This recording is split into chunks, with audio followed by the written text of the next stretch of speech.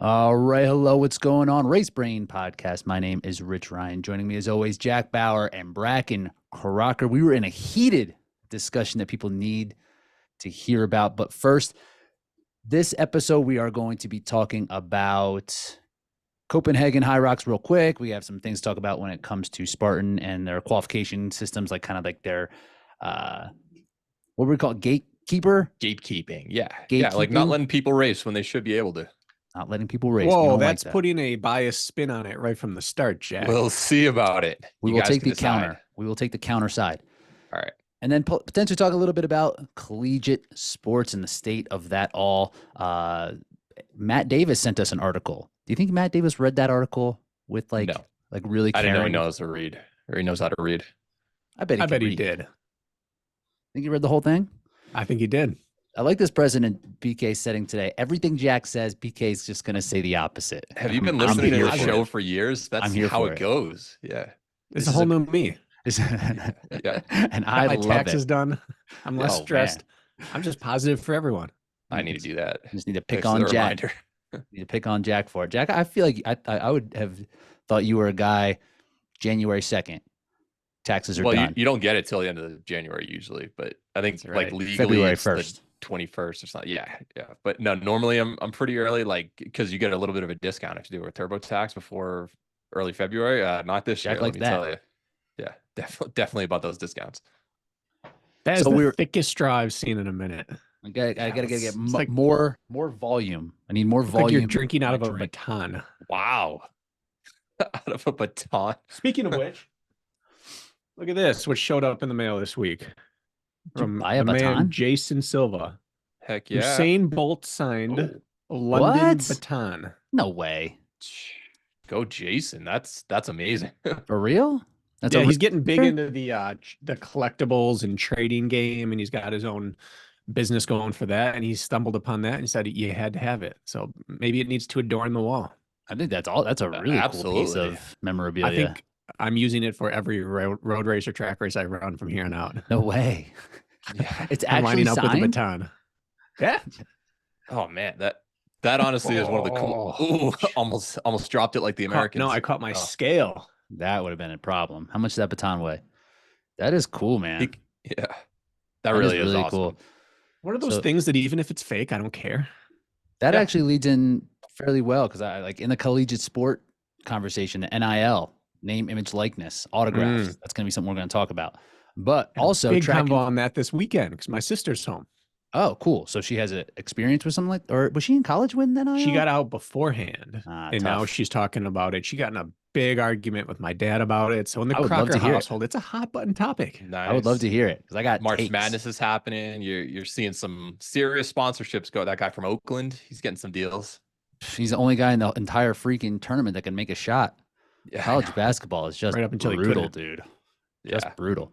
How are your brackets doing? I guessed on all of them, and I'm in first place. Yeah. I've not watched any college basketball all year. It's just not a good product. I'm sorry. No. I sound like an asshole, but the NBA is just so much better. Players can make shots. Yeah. The men are just not good. I was watching a game, and it was like 35-42 with like 3 minutes left. I was like, these dudes have not scored any points all game. With my sister home, we've had both tournaments going pretty much simultaneously. We've had so many screens on at one time. And across the board, women's basketball players right now are better shot makers. Yep. They're more skilled. Part of it is because they're not taking so many ill-advised shots, but they're just better shot makers right now. Yeah. I was at the gym last night, and they had the Iowa against West Virginia game on, and they may have, I think Iowa won by 8 or 10. It was a tied game with a minute to go. A couple fouls, they made some free throws at the end of the game. But I agree, it was like they weren't taking the dumb, stupid shots that you'd see in the guys' game. It's like, oh, we've got a 30-second shot clock, better shoot it with 24 seconds left in it with a stupid 3 from the corner. They moved the ball around without dribbling. It was just smarter basketball, and I liked watching it better.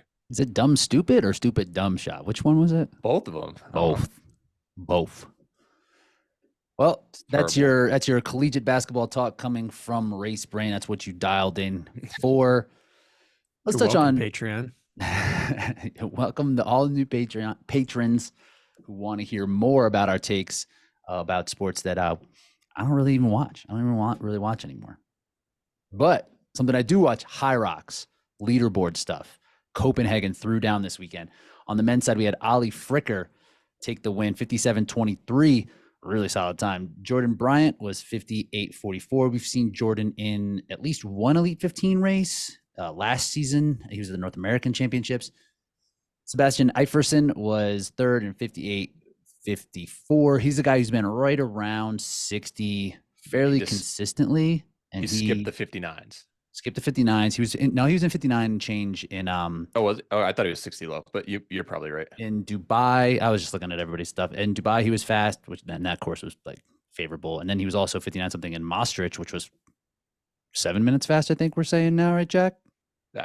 Going to on 10 at this point, yeah. 10-ish minutes fast. Yeah.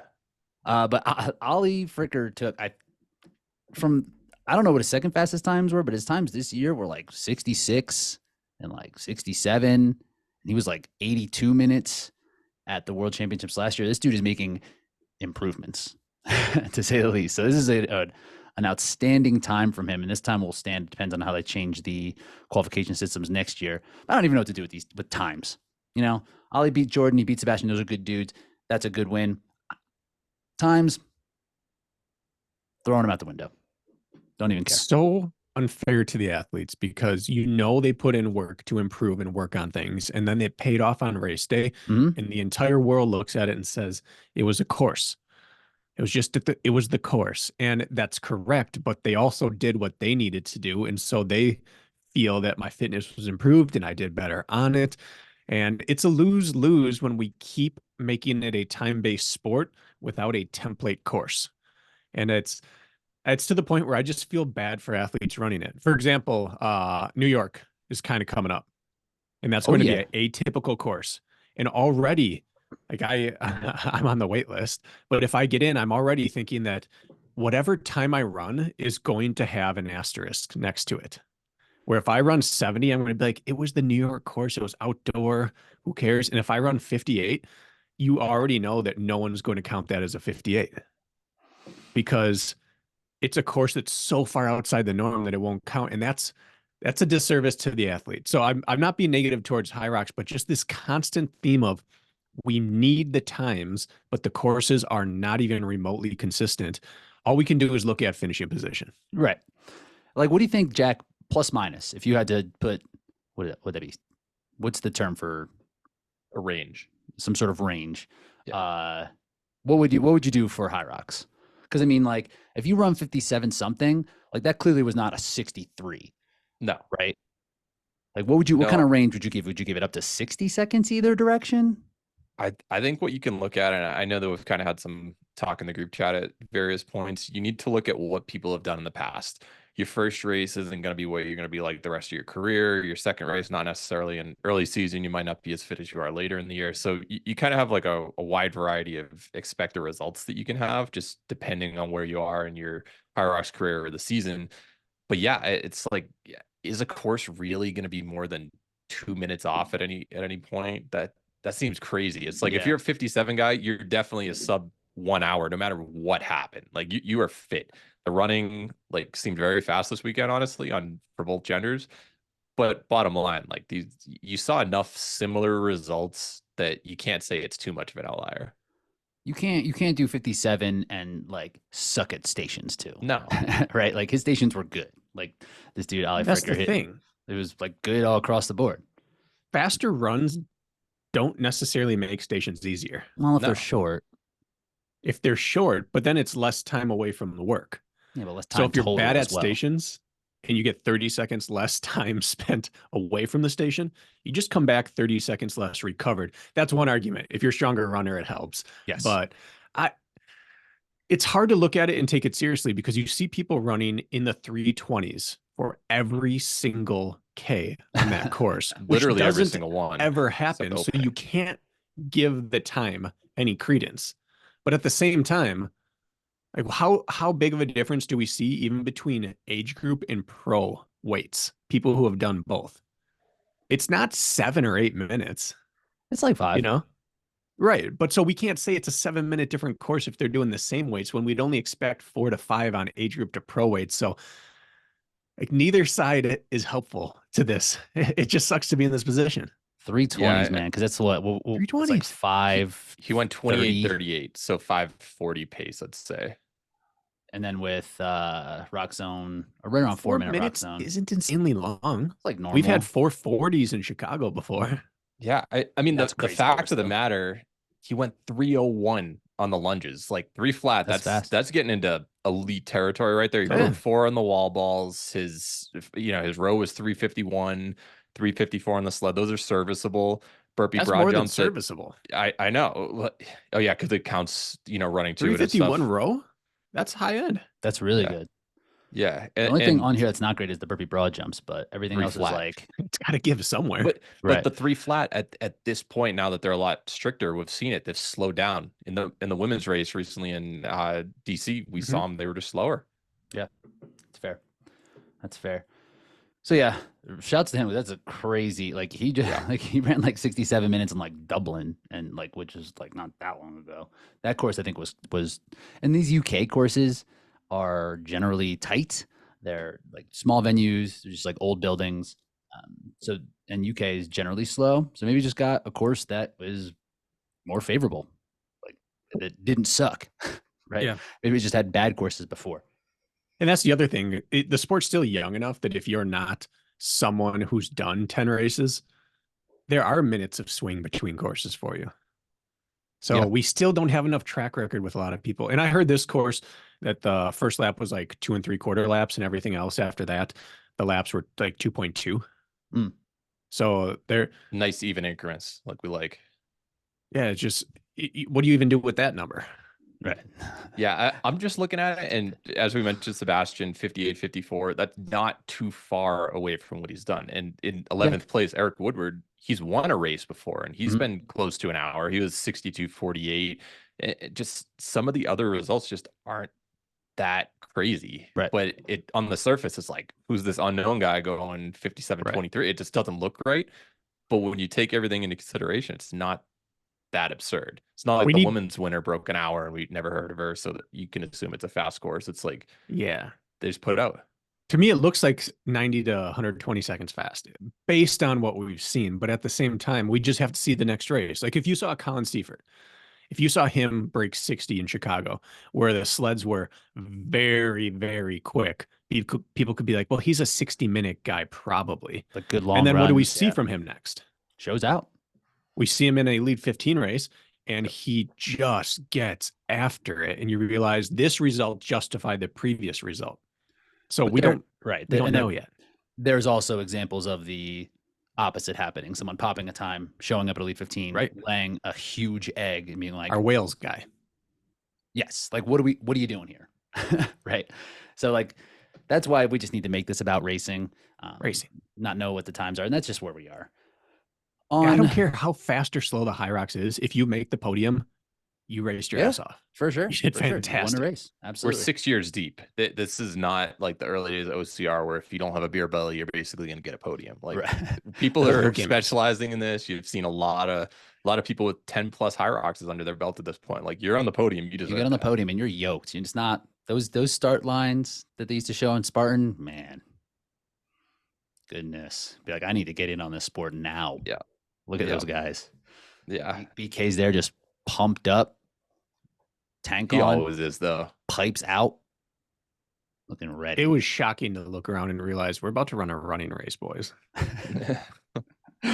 That's just the OCR crowd, man. They're just there for a good time. Yep. Drinking beers. Probably beers in their pack. Can't even tell you how many conversations I had to have after a race that I had won where someone tried to convince me that CrossFit was the key to OCR. So it was. Like, you guys just keep doing that. Cool. Yeah. Great. Noted. Do you want to know the impressive thing? Because there were a couple other notable names who made their Hyrox debut in Copenhagen on the men's side. So Jonas Drescher and Nikolai Dam, for instance, a couple really, really high level OCR athletes. Nikolai Dam took 3rd place at Spartan Worlds. Jonas Drescher is arguably one of the best top 10 finishes at OCR Worlds, just one of the best short course obstacle racers in the entire world. Just won Gov games as well. And so Ollie was running in the 320s. Nikolai Dam, like I mentioned, third place, a fantastic ultra runner. Most of his runs were in the high 330s. So Ollie was just running really fast, and we know how fast Nikolai is. But he also got waxed on the stations. Yeah. Like, where did he finish? I don't even see him. 68, yeah, 46 out the 30 window your first Hyrox. I know. But still, it just goes to show you that, Ollie was actually running really fast. And then Jonas, great. Yeah, Jonas, he might not have as much of a functional fitness background, but he's got biceps bigger than yours, Brakken, and most of his runs. No, he does. Easy. He does have a good frame. Yeah. He was running in the 340s on his zones. He ran 62 high for a debut, which honestly is really good. Pretty fantastic. Really yeah. Yeah, it's really good. Yeah, I miss those names. A lot of times they come to like Nikolai Dam, his wall balls were like 7.5 minutes. And of course. At that point, it's survival. Five and change. Yeah, that's usually where you'll see the high end endurance. Like they just don't have that. They just don't practice that type of mobility, that type of movement, that speed. But everything else looks pretty good.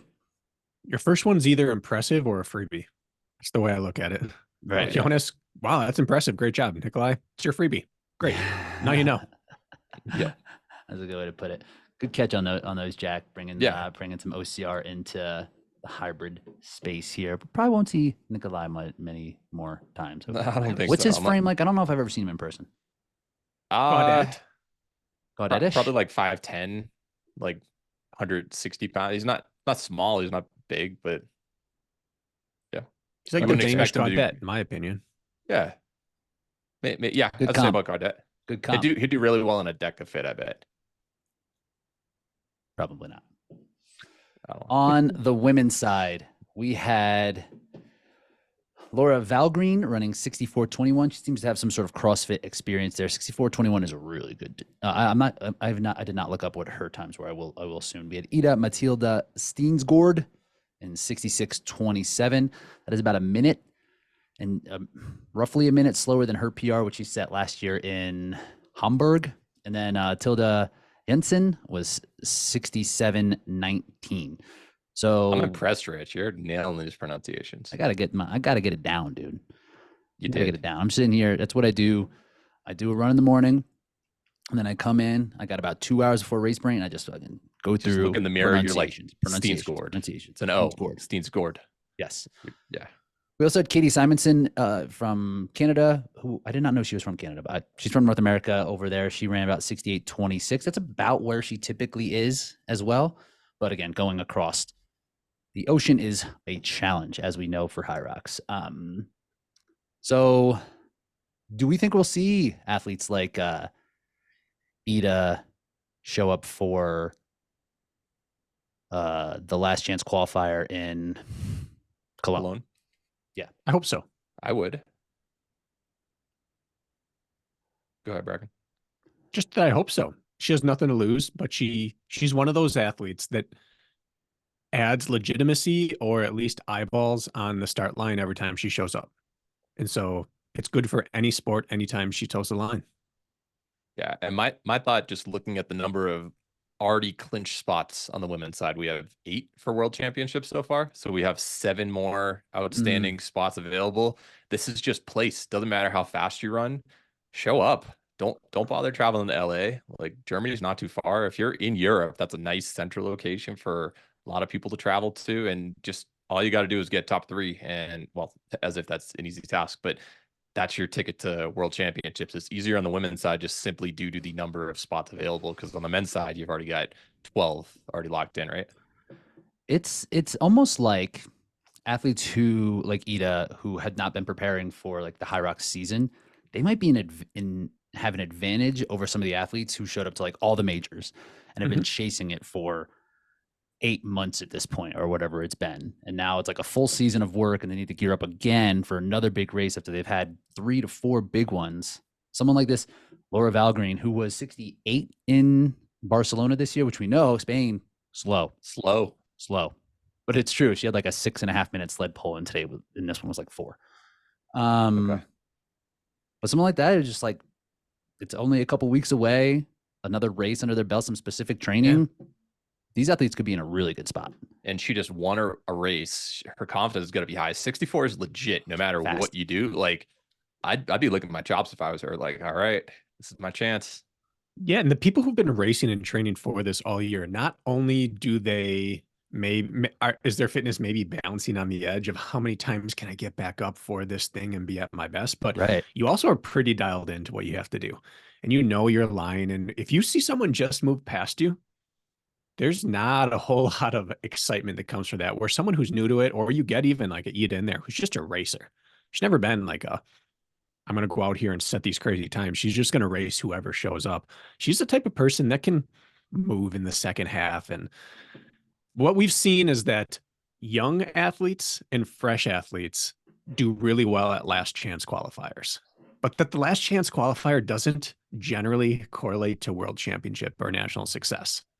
A lot of times these type of things is you get people on their last legs or who pop a race and aren't one of the top people anyway, but it just makes for a fantastic show at the last chance qualifier.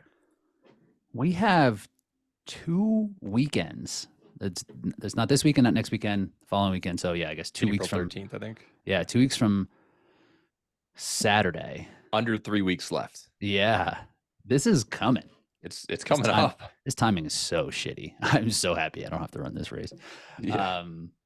But yeah, what should we do for this? We need to do something. Oh, we're doing something.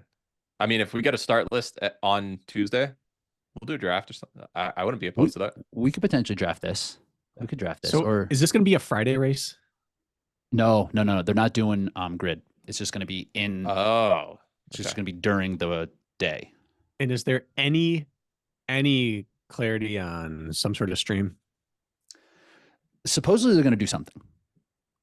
So when would that be shown in the US, do you think? 8-hour difference for 7 for you. The women have been going in the morning at some point, or actually no, they must have been gone in the afternoon because I was tracking or something. Yeah, I was tracking this Copenhagen race, and it was like late. Yeah, it was around 9 or 10 Mountain Time, I believe. So there's a stream. We can do a little watch along. Ooh, could be convinced. And then for sure for LA. Oh yeah, I'm gonna be on site. Anaheim, I should say. Yeah, you're gonna be on site. I may end up on site. BK's gonna be in the race. Whatever the pro race is, that's not the last chance is the one I'll be in. Come on. Wait, you're coming back? I thought you were only doing New York. Shoot your shot. Well, here's the thing. When I said I signed up for New York, I meant I bought my flights for New York. I was telling Rich this weekend, it's easier historically to transfer a flight with an airline than to get a race to transfer your registration. Yeah. So on the off chance that injury or something with schedule happened, I just bought the flight. I can always switch that to Anaheim. And then for the first time in history, Hyrox sold out way in advance. So I'm on a wait list. I didn't know there was like some double secret handshake wait list I wasn't on. So if I don't get into New York, I'm just going to have to do Anaheim if I don't want to have to wait until fall. So next year. Yeah, there might be an Anaheim B heat that I'm going to be holding my baton, my Usain Bolt baton for. That is actually a good lead in right there with the B heat. How are they going to structure who gets to race in that A heat versus the B heat versus the C heat for this last chance qualifier? Because that would suck if it's just like a lot of these other races where the winner is from heat 3, second place is from heat 1, third place from heat 2. Ali Fricker was in the second heat.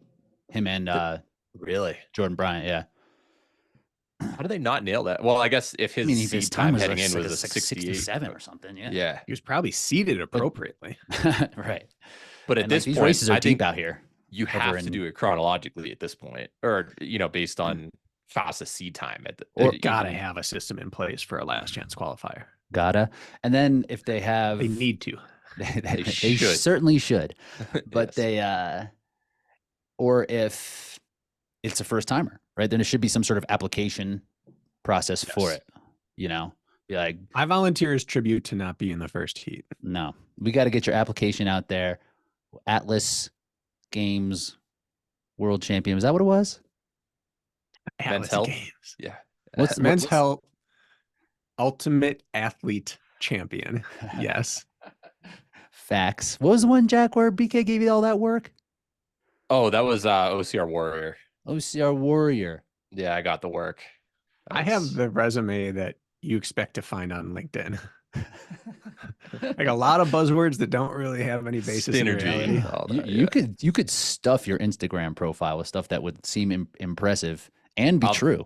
I've seen some really bad ones lately. Like in the past week, I know we're always talking like, oh, we found 3 more world champions. I found 2 more this week, and I was like, come on, you're not.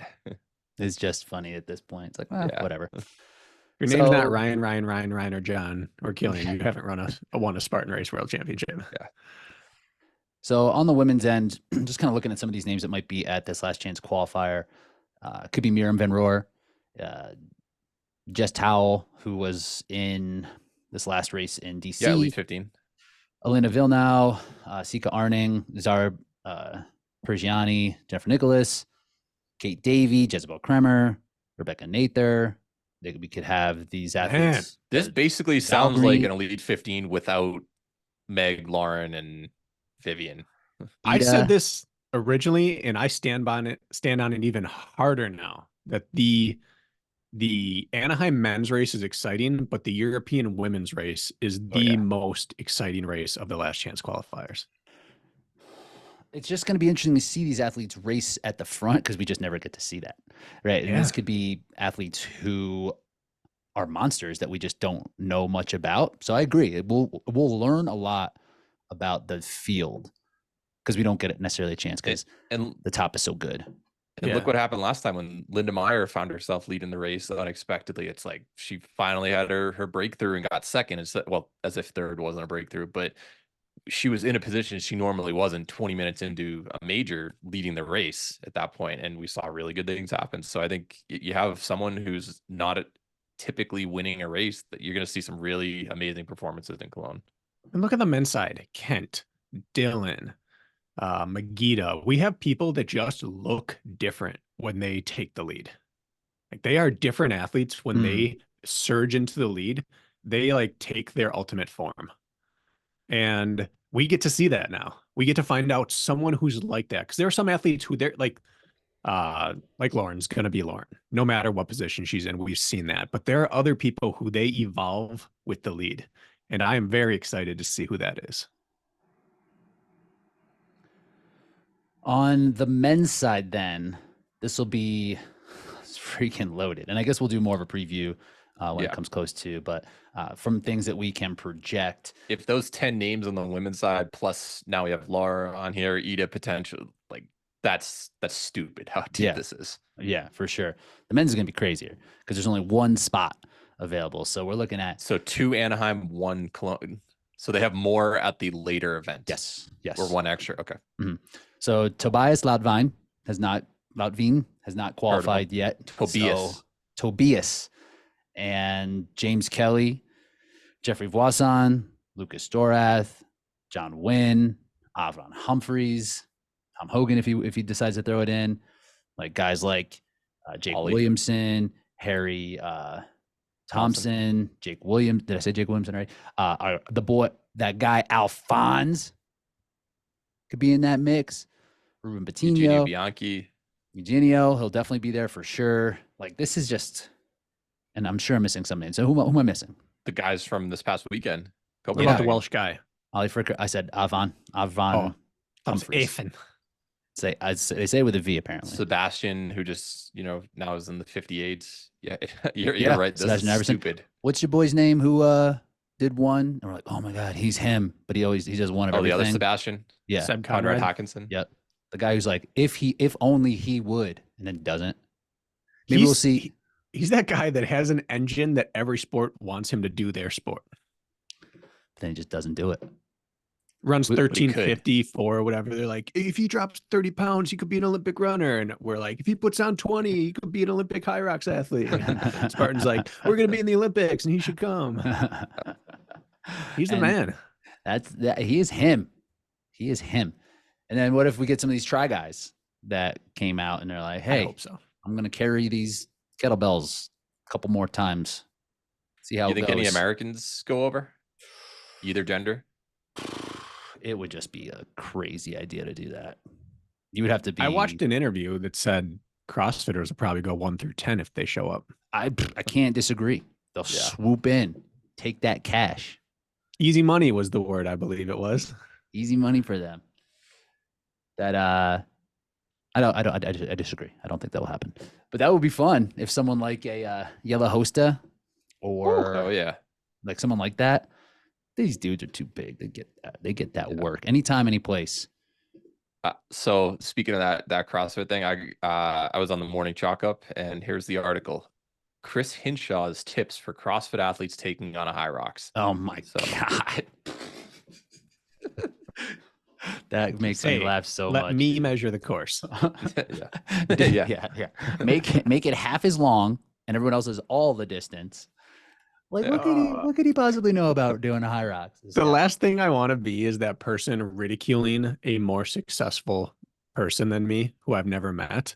But I cannot tell you how many times people have reached out since he's entered the space and be like, you need to have him on the podcast. And I have to say, honestly, I'm not interested right now. Right. Because I have looked up to him for so many years with what he's done in life. And every time he's said something publicly in the last year, he's moved down the ladder for me, which means I probably should have a conversation with him at some point if he would ever want to. But right now, I'm not interested in his take on this space. And that might be closed-minded, but I'm not. I'd be more interested in an athlete who came over, like a Christy Aramo or Ricky Garrard trying it than him. He's never felt it, and he's been wrong on most of his takes. He has never felt it. Like, I would want to talk to him about training CrossFitters for running, not training a Hyrox athlete for Hyrox. Like, absolutely not. But hey, whose take do we want? I want Alberto Salazar. I'm more interested in on Hyrox. On Hyrox, I would take a triathlete or their coach first, because their history is on transitional and compromised running. But they have not done well. No, but Fly would disagree. They're too fine-tuned, but I think they understand wattage. They understand FTP. Not that Chris doesn't, but I don't know. Oh, he is a try guy. He might have that. I would take a pure CrossFit guy. Yeah.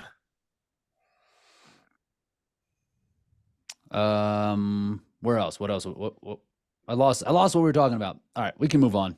Moving along from Hyrox, we have next week there is a race in Rotterdam and then Cologne, and that'll be fun. We'll talk about that. We'll talk about it after. We'll have stuff to talk about. If the season holds true to form, people are going 56 in Rotterdam just to cause consternation for will these times count towards next year or not? Oh, God.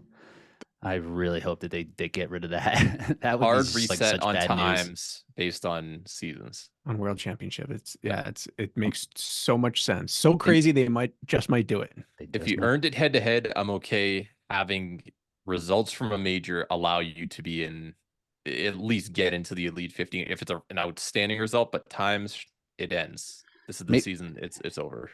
They love roll downs, and so does your boy. Your boy loves roll downs too. It works out when you get a roll down. Great. So I'm guessing there'll be a roll down so from what I understand, everybody who's won a major automatically has entrance into all the majors next year, if this is the system that they keep. So maybe they'll roll down to like top 10 at Worlds for these automatic ones. So if you get top 3 at Worlds automatic in all the majors, then if the other 4, it could roll down to like the 8th place finisher. Yeah. And then they're just going to get like, hey, if you finish the World Championship race, automatically into all the majors next year. And then there'll be 15 spots. I think that's a good idea to have next season. It's a good idea for storytelling. It is. Narrative drives sport. Now, I think that if they have roll down opportunities, they should float it to these fast times first. Stop that. I just don't. You should. If you got a guy who can run 57 and there's a roll down opportunity, let him have first chance at it. What are you talking about? But shouldn't be. So like for next year, I don't think these times should count towards qualifying. But if based on the previous qualification or whatever they put into place, they need another spot, float it past the fast time people first. So I think that should qualify you into the waiting queue. It's as good of an indicator as any that of the next man up system, you could be the next man up. I see. But I don't think it should guarantee your ticket. So you'd rather have someone who's done one-off performance get first dibs than someone like James Kelly who has multiple 6th place finishes in majors. Well, he has a silly time now too. Well, he's in. Yeah, because of that. Yeah, of course. I'm saying like in a situation where Palaio grabbed it and he wasn't in the top 30. Okay. Like when you're done with the roll down and you're not sure what to do, I would float it past these people with the one-off. Give them the chance to prove it like a Palaio or to flame out and be like, all right, back to the drawing board. But either way, it can't be your only way in. The track record's pretty good with roll downs, like working out. Only on the US based side. US side. I'm serious. Like seriously. Like really? If you look at European side, like who comes in as the 15th seed who's based in Europe and is coming like the top 5 in a race? I don't think it's happened. And it happens like every time in like the United States. It's like Dylan roll down, Colin roll down, me roll down, Palaio roll down. It's like, but if the European racers, like if a guy comes in and he's like the 30th seed, he's usually going to finish like outside of the top 10. Almost always.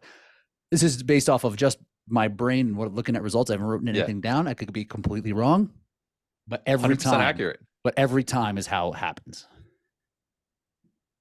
That's why I need the power rankings, Jack. I know. Cook those up. If you could have like a worldwide ranking, then that would be what the like roll down situation could be on. Like a one-off, like that time for Ali, like the guys he beat, they were good.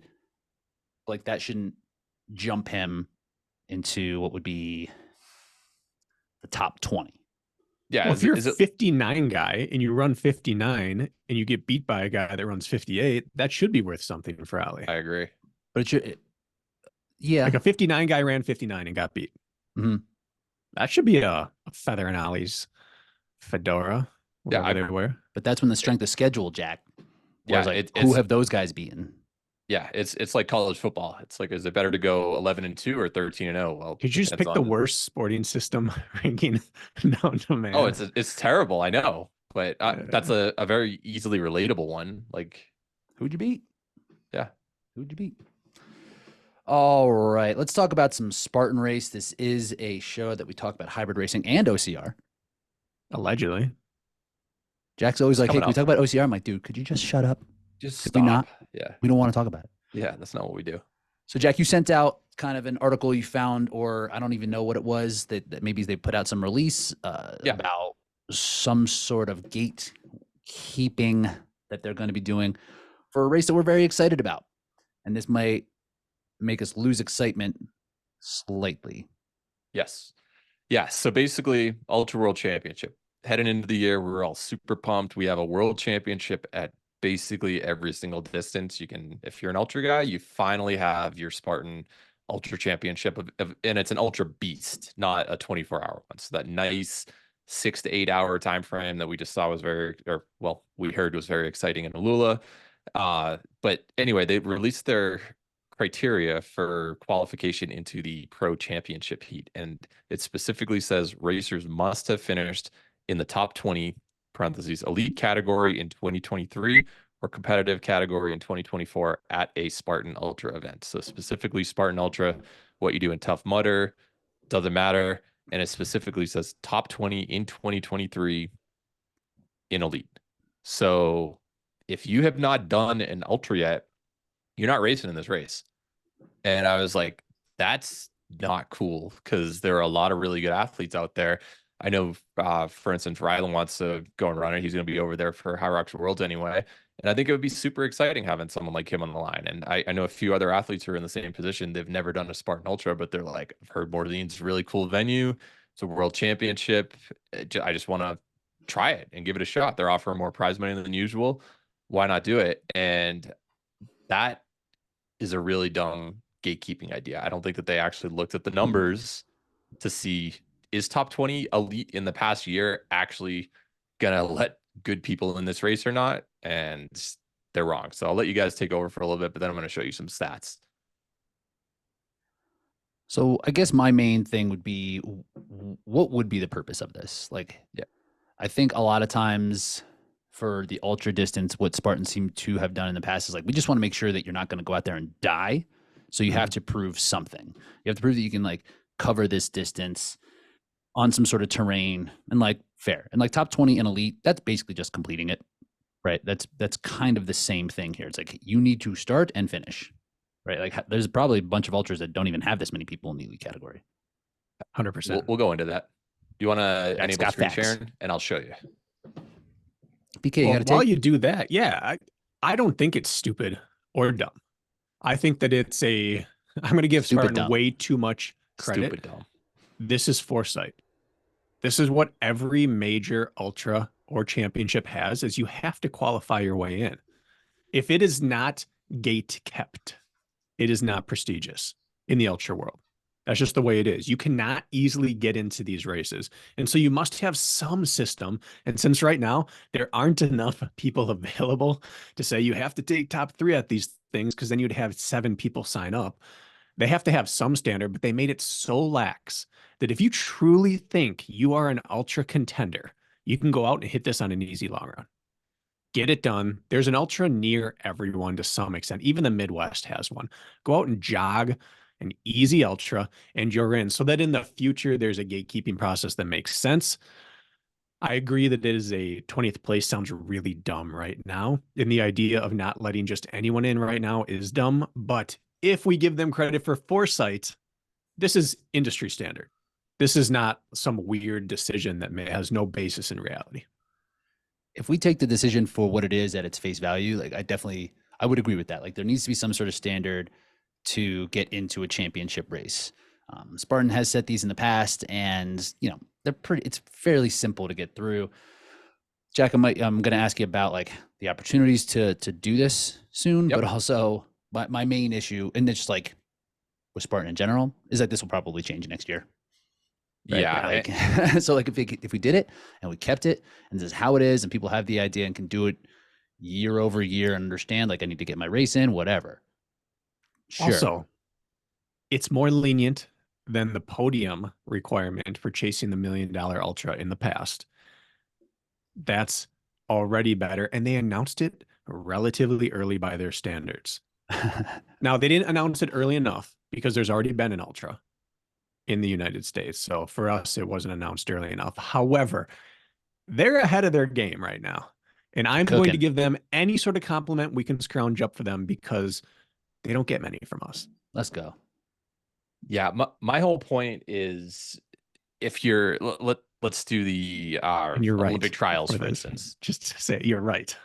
Okay, I know. Let's just look at the Olympic trials. You are allowed to run the full marathon with a half marathon qualifier, right? Why? Because it shows that you have the potential to do well in the longer event. We have a beast distance, which is half of the ultra beast distance. If you have shown success there, why wouldn't you be allowed to run in the longer one if you've shown you are on a different level there? That's kind of the issue that I have. Because, all right, we're looking July 5th, that weekend. That's when the Ultra World Championship is in Morzine. Okay. So we have San Jose March 30th, New Jersey April 27th, Fayetteville May 4th, Montana June 1st, Andorra June 8th, Cincinnati June 8th, Quebec June 15th, Colorado Springs June 15th. So you have 8 races worldwide. And if you live in Asia, you're not doing it. You have 1 in Europe if you want to run it. You have 1 in Canada, crazy. 6 in the US beforehand if you haven't already met this qualification. And that's in the past year. It's not lifetime. Have you ever run an ultra? You have to have done it in the past year, and specifically done elite. I just don't like what they've done. Seems like an okay amount of opportunities in the United States, though. Like if you want to get it done, and they're in every region, like you could. Do you want to run an ultra and then travel overseas? I know you've done it once, but and then travel overseas 2 weeks later and take on another? Like it's fine because of the top 20 ruling. I'm not being disrespectful to people, but I've coached enough people trying to complete ultras to realize that taking 20th in that elite wave is not even something you have to run the entire time to do. It's really not. If you're going to contend, especially if you're going to contend. If you take who wants to, let's say Rylan, is it going to be challenging for Rylan to run 9-minute mile pace for a 50K? No, that's an easy long run. It could just be his final last time on feet day. However, Jack, you've completely eroded all of my compliments to them by saying that if you are in the APAC region, you don't have a qualifier. Yeah. You cannot make a rule if not every region. But you could have done it last year. That's some Hyrox shit. But did we know about it? Yeah. No, they may have had one already this year. Now that I think, like in Australia in February or something, they could have already had that. But very, very limited opportunities. What if you lived in the Philippines? Good question. Yeah, probably later in the year. But yeah, let me, I'll share my screen. You guys see this? Oh, so yeah. From that stance, it's really, really, really, really, really, really bad. Yeah. And then you have to have either some sort of invite system or allow a beast. Because if you don't have an ultra, it's a dumb rule. They should put this I in. agree. They should put this in next year. They should announce it now for next year. And yeah, Year one, then, you want bodies. Yep. Gotta. Totally. So I looked at every single ultra beast that there was through last year. There've been a little under 150 all time. And if we're looking at the women's side, for instance, you've got about 15 races ever that have had 20 or more elite finishers. So like 10%. If you have a pulse and you finish an ultra beast race, you are allowed to race in this world championship. False. There still is a time cutoff. Okay, 15 hours. You're right. If you finish It's 15 hours. if Is the you cutoff? finish 12. No, it's 50. Some of them are 6 a.m. to 9 p.m. or something, like super late for Killington and stuff. But because there are oftentimes I'll see finishers 14 and a half hours in the results, which Shouts is pretty to them. crazy. Good for them. Yeah. Jeez. But you can see like half the men's results, you just have to simply finish and you are there. So How many finished in that Tahoe Ultra Beast? Tahoe, which year? I'm just looking at the. What was your bracket? Tahoe, yeah. Crazy how much this comes up so often that I just I'm tickled.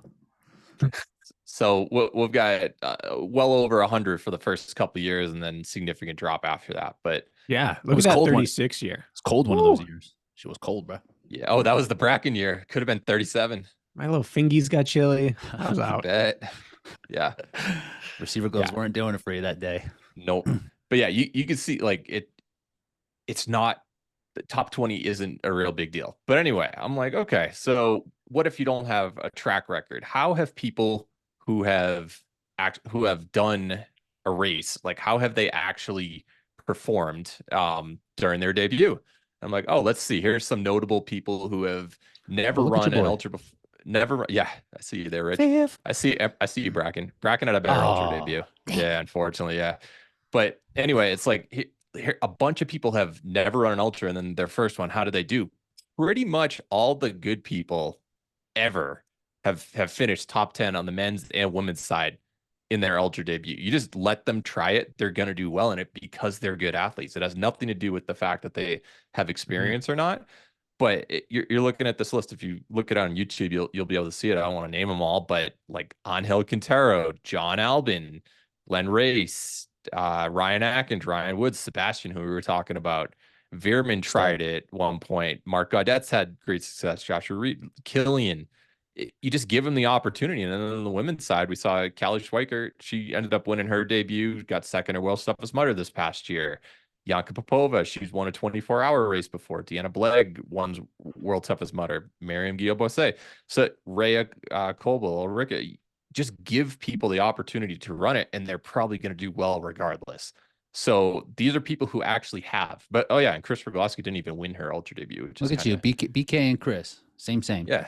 Same debut. Yeah. I mean, I was way closer percentage of winner. Percent of winner was right there. Was Cody Moat won mine, who's on Mount Rushmore allegedly. So come on. Yeah. Who was Rich's winner when he was only 0.86? Laughably far behind. No. I don't even know. I couldn't tell you. Was it Fiore that year? No. It was I don't know. Lefty Lefty was in the mix. Max Raymond right there. Max good. South Carolina. So I was closer to Cody than you were to Max. That seems about right. Yeah. Yeah, right there. I just have to defend my DNF somehow. Yeah, that was good. Nailed it. Got potential. Yeah. But anyway, yeah, go ahead. I was gonna say BK and Chris, you're just like of this kind of the same cloth, third in your debuts, torn meniscus, whole deal. Yeah. You are the Very same. similar. That's why you guys butt heads. One of your names starts with a K. Yeah. All right. You've never seen us both on the same ultra course at the same time, and it makes you wonder. Yeah. What could be? And then I was like, all right, who has not run an ultra, period, in their life? Not in the past year, but period. Look at Riker. Get him in the race. No, look at this men's field, and they clearly aren't good enough to do an ultra. Chad Trammell won Trans Rockies this year. Yeah, second place at Leadville 100. Mean Balin Bean on there, dude. Imagine Hobie calls like, "Oh, I want to run this. Sorry, you're not good enough. You only qualified for the marathon Olympic trials and won our world championship 3 times. Oh, Luca, we know you just ran an 8-hour race in the desert and took 4th, but you've never run an ultra beast. So, Mark Botras, you have the world's toughest mudder, world record or record for mileage. Can't do Lars it. Arneson would be nasty in an ultra. He would be. Johnny Luna Lima, Matt Hunter, he'd never do it, but Richard Heineck, Kempson, Kent, Rylan, Sean Stevens, Whale, Kent will get starched. Like, you're just not even giving them the chance. And then on the women's side, this is even more egregious. Like Alex Walker, Alyssa Petrova, who just won the 8-hour race, wouldn't be qualified. Annie Doobie she was on my team too, because I knew how good she was. Yeah. Esther, good call. Emma Cook Clark, Lindsay Webster wouldn't be allowed to do this race, but the 20th finisher, because she finished, would be allowed to do it. Nicole Miracle, Sandy, who just got 3rd in Abu Dhabi. Susanna wouldn't be allowed. Lindsay never did an ultra? She has never done a Spartan ultra. Wow, Didn't she do Iceland? No. Are you sure she didn't? She's done a world's toughest or 2. Yeah, she's done. She's got like 75 miles of world's toughest mudder, but she has never done one. I thought she did Iceland. No. What am I picturing? Her in the cold with a hydration vest on. Probably a world's toughest mudder at some point. I thought there was snow. No, not. I mean, I defer to you. I just would have, with confidence, said that she's done an ultra. Yeah, her distances 3K beast super sprint. She's never done an ultra. What's the payout for this? I think it's 30,000 total cash prize, which is similar to what Trifecta World is doing. It's like 7 or 5 or something for first. Yeah. So this might not even be deep. worth. I mean, that's going to be like the second biggest payout outside of like the 100-meter this year. Yeah. Yeah, Like, and the beast has 25,000 for the winner. Who would be the worst team out of these? The worst. We have to choose Riker because he can't hold his poop that long. There's no chance I'm picking him on my ultra team. Yeah. No way. I'm going to put Macaulay Crocker up there. Yeah. Is he on there? Yeah. Eugenio... He's not an ultra guy? He's fast twitch? Yeah. Them Crockers? He probably hasn't run more than 6 miles in the last 6 years. Okay. Yeah. I think Eugenio's probably going to run the fastest first lap, and then it's going to be a rough day. Pacing might be an issue for our guy. Yeah. I guess if pacing is the criteria, Alvaro. But honestly, there's nobody on this list who you'd be like, oh man, sucks that they're on my team. And same with the women's side. Yeah, Kent. You don't want to pick Kent. Every one of these people wins Riker. or takes top 3 at any regular ultra. Yeah. Every single one, except and the for fact Riker. that they are prohibited from doing. You've got even people who aren't like all-time greats, but Hawk Call, Johnny Lima, they've won U.S. National Series races. Yeah. Like Josiah Middaugh, he doesn't really race anymore, but he's a world-level triathlete who's podiumed at National Series races and has the engine to go that far and stuff. It's like I just think it's ridiculous that you're not letting people race simply due to this cutoff rule right here. They have the opportunity. The phrasing is a little disingenuous. I saying they're not allowed. Isn't really they have the opportunity to put these races in. Everyone's allowed, for sure. But yeah. But this thing right here, all other athletes are free to register in their remaining slots. They can race in age group. They can't race in the championship heat. This is kind of like how Tough Mudder a few years ago for World's Toughest Mudder, they wouldn't let you get prize money unless you were an elite contender. So even if you won the race outright, which I thought there was some issue with Rhea Coble where it was her debut and she didn't have elite contender status, but she still won the race or something. There was a big fuss about that. Do you remember that? I think we're reading this differently, Jack. No, What's the priority I checked invitation? with Spartan HQ and gave a couple of examples, and they confirmed people. Well, first of all, they're counting World's Toughest Mudder finishers. The priority invitation. Can we do but we go through and I'm just talking about pro championship heat. That's right. what I'm talking about. But the priority invitation extends to that. They'll be allowed to compete in the age group heat. They will Where not. Does it say? I checked with further someone clarification on this. Yes. That's why I'm making a deal about it, because they're not allowing people who are on this list, for instance, they would have to race in age group and not be allowed to race in the pro race for money, because they don't have this top line, which is the top 20 elite finish in the past year at specifically a Spartan Ultra event. Well, then their verbiage sucks. This isn't a simplified qualification process. This is misleading. I'm a little confused about it too. Because the way it reads is that all other athletes are free to register in the remaining slots. It doesn't say of which class. I agree, but are they capping it? How many people are going to be allowed in each heat in the championship heat? It doesn't read like there's a cap, right? Like if all 20 people, well, 8 times 20. Yeah, and of all last year too. Yeah, I'll just read you a message. It says, this person has never done a Spartan Ultra. Are they allowed to race in the pro heat of the Ultra World Championship in Morzine? The wording makes it sound like they're not allowed to race, but they're clearly good enough and they're proving themselves in other distances. I know a few others in this situation. Just wanted to check with you. And my response was, an Ultra is required to qualify for the pro heat. But what about this priority invitation situation? There was nothing about the only way, and I'm not going to read the rest of the text, but the only way to get into this pro championship heat was to place top 20 in elite prior to that. Okay. I'm not arguing you, but if you read the last line of the third bullet point, to secure their spots in the above heats, plural. I know there are 2 heats above it. I know. I completely agree, but I was told specifically, if you want to run this championship heat, you have to have proved yourself in the elite division of a Spartan Ultra in the past year. All right. Well, we're going to need them to do one of their famous, now we have to go on a podcast and explain what we really meant things, because this simplified graphic right here is really bad in terms of details. Either way, I do dispute the fact that they're not allowed in. I do agree with the fact that there's nothing that causes more hype around an event, both positive and negative, which is all positive, than wildcard entries. Yeah, and gotta just let some people in. One other thing, Brakken. So a priority invitation, and then this part has been sent to all 2023 Ultra finishers, kind of like how you qualified for the UK National Series and stuff because you ran a 3K series. Anybody who ran an Ultra last year gets that priority invitation. Yeah. It's not, specifically, or it's not a priority like, oh, we're giving you priority because we think you're good. It's, you didn't run an Ultra last year. You're not good enough to race it, even though all these people clearly are.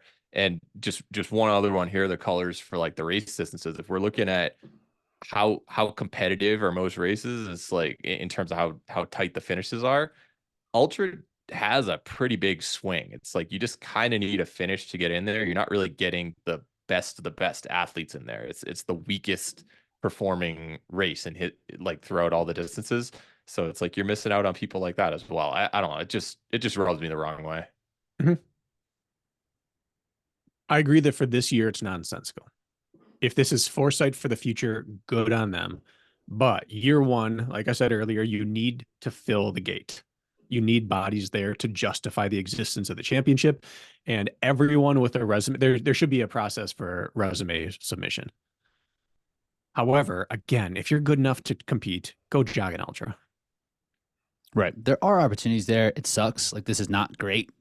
Right. And just based on like kind of like the notice of everything. But there are opportunities. Unless you're APAC. Unless you're APAC. Then you're out. Yeah. I don't know. It just, the whole gatekeeping issue as a whole, we've talked about it at length for Hyrox, where it's like, why are you preventing these people who are clearly good enough from racing? Because you're just taking up spots for previous performances. I think gatekeeping is so good for sport. Because everyone talks about it. We've argued the other side on Hyrox and their system so many times. Their gatekeeping may suck sometimes, but the fact that there is gatekeeping is positive because it has just escalated the urgency of training and racing for the entire sport. And 10 years from now, if they're still around, the elite of the sport will be a direct result of how imperative it was to qualify early on. I firmly believe that. It doesn't matter that their qualification process kind of sucks sometimes. The concept of gatekeeping is necessary for pro sports. It's what makes pro sports pro. I always thought that was kind of when Spartan had the gatekeeping for just like worlds or whatever, I always thought it was just too easy. Yeah. Right. It was like there was no meaning behind qualifying because it's just like you finished, everybody else has qualified ahead of you, like you also qualified. This is kind of what that is, but you just need to it's an ultra, which raises the barrier because it is more demanding. Any ultra should count. That's what it comes down to. That could be outside ultra should count. Any ultra at 50K Alula, plus. it's within your brand. Alula for sure. Alula should definitely. Yeah, but my whole point is that you're taking away prize money throughout most of the season. You're cutting it back, and now the one time you offer it, you're not allowing the people who are the ones who would be fighting for it anyway. They're allowing them. All right, you don't like that word "allow"? Yeah, because it seems like they don't have a chance. Okay. They do have a chance. But and I think people are going to take exception to this who should be like, I deserve to be in this race because it's like, well. So some woman who finishes 20th place and takes 3 times as long as the winner, it's like, oh, well, I deserve it, but Lindsay doesn't. Well, would you, if you use the marathon example too, like, would you would be okay with people getting put in there like a 1500 meter runner? I deserve it because I'm doing once that I specifically said earlier, the half marathon to lead for the full marathon Olympic trials. A beast is half of an ultra beast. So I think. So you think it should be just a beast? If you've proven yourself at half the distance, and it's not like top 20 in a beast, I think it should be stricter criteria there. But if you have like a national series podium in a beast, you're good enough to run an ultra versus the person who just happened to finish a minute under the cutoff. Definitely. Yeah. And I agree with that, but that's still gatekeeping and that's still positive. Yeah. My issue is with the gatekeeping, how this specific rule is implemented. Oh yeah. Not the fact that there is gatekeeping. Stupid dumb. Spartan. That's a TI line. That is definitely TI line. It's a stupid dumb thick, I believe is how he describes someone. Shit was slapped too, though. Well, here's the thing. Right now, John Albin is the prohibitive favorite to win it, and he's not in the race. Anytime we can make an argument like that, and it's always John Albin. Right. Well, right. He's kind of a tourist here. Comes in. Yeah. He does swoop in Europe. This would be an easy race for him. Yeah. This is the third time John Albin has been the subject matter of someone's not allowed into the race who should win it. It happened in Tahoe. It happened at the 24-hour ultra. And now it's happening here where the best person on the planet at this test currently isn't in. So what about to me, it's always the Albin rule. What about that time he was cheating? He was on course and running it beforehand. But it's the Albin rule. If you can prove that someone should be there because they can probably win it, then there should be a pathway for letting that person in. Mm-hmm. Mm-hmm. If it's like application or something like that, there should be like, and if you want to cap the applications, like 10 people can get in applications or something. Like maybe, just so they can incentivize people to still run the regular season ones. Because I mean, I'm sure they just want people to sign up for these things. Well, and there aren't 300 contenders. So we don't have to worry about him taking a slot from someone who followed the process. Like have all your slots. What do they have? 160 slots for qualifiers allotted from this year. There's 8 ultras, 20 per. Carry the one that's like 160. In theory, every single person who's running ultra could sign up if they wanted to. So. Correct. So if they say we can have 160, like the difference between 160 and 180 in a race is negligible. Right. So just have like 20 slots for give me the 20 best resume based people. Yeah. Yeah. So last year there were only 191 men. Oh, sorry. There were 222 male finishers and 104 women finishers. And that doesn't include earlier this year. If there we don't need been 160 of those. Yeah, you're looking at under 300. If Killian Jornet said, I want to do this, would they deny him? Yeah. He hasn't proven he's good enough. And he's never done DR either, so.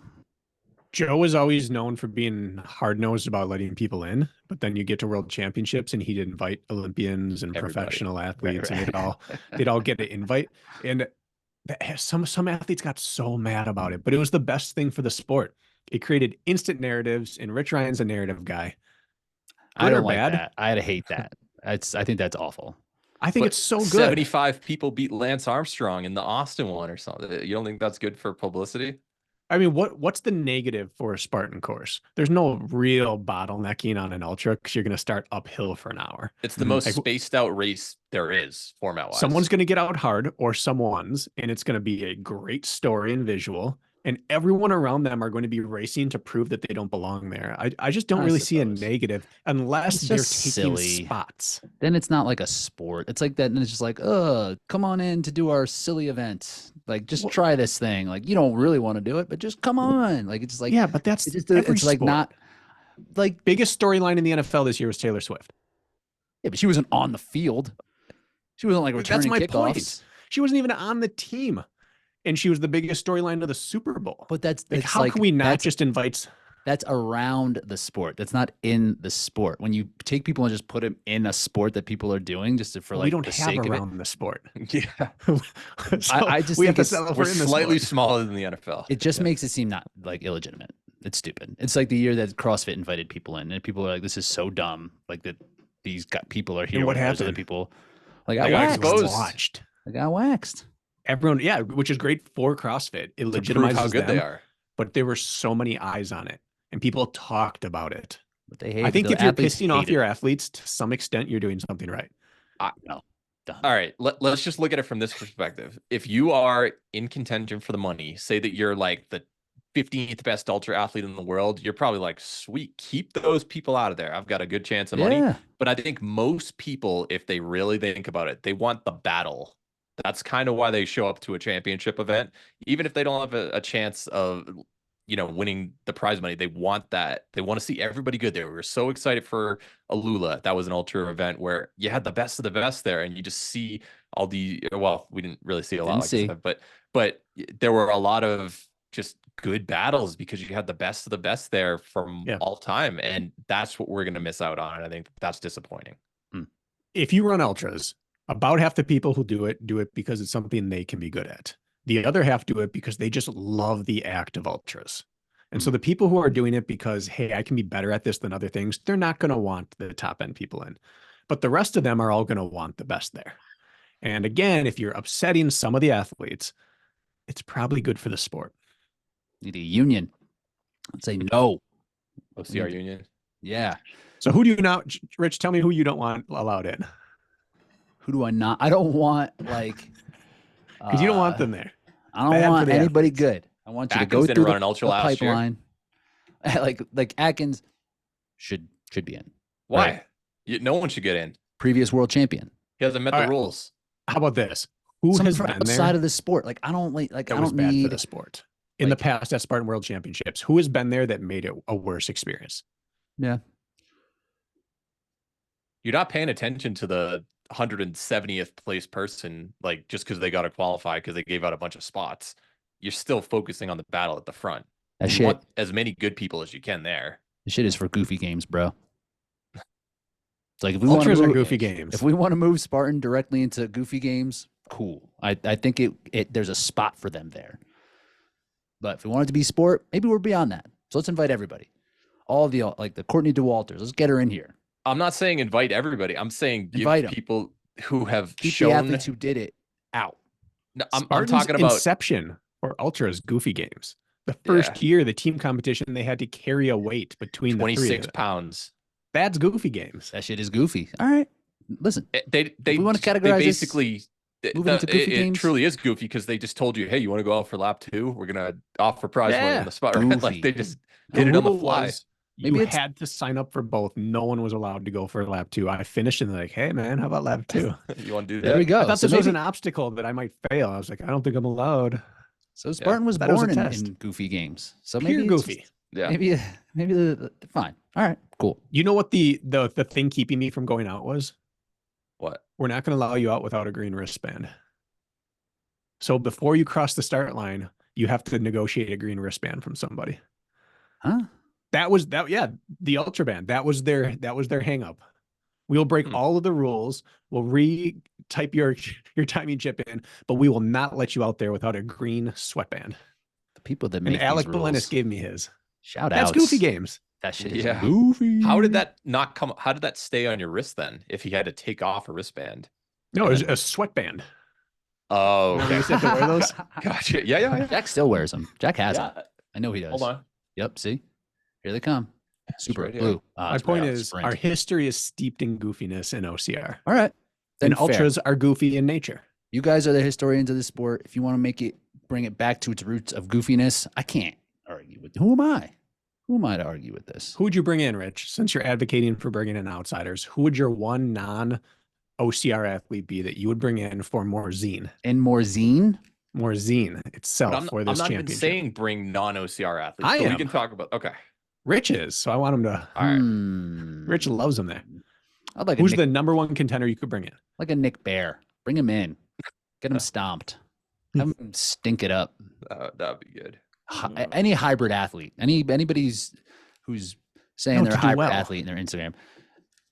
No one's going to. If you had to bring someone in to contend for a podium, who would you bring in from the outside?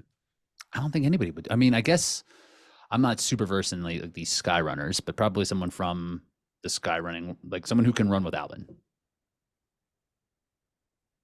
Who's that little guy who skis too? Yeah, that I don't know all their names. The dude, like there are a lot of Nordic skiers. Yeah. Remy, get someone like that in there. No one would care. I don't think that's bringing too much.